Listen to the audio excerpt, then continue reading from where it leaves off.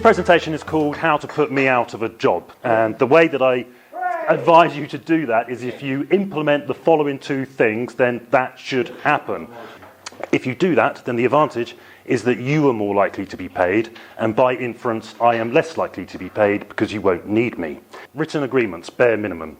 I am in fact a senior commercial litigation solicitor specialising in complicated and high value contractual disputes. If there is no written agreement, then it stands to reason that things are going to be harder for you, things are going to be messier, and things are going to be more expensive. I know that lawyers live in a world where they think that everything is written down, and I know that the commercial reality of the situation is that it doesn't usually work that way.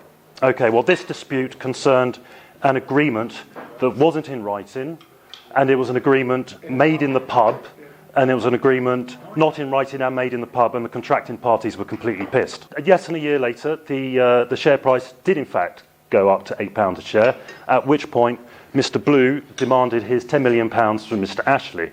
Mr. Ashley looked at him and went, "Don't remember saying that. That was just pub banter."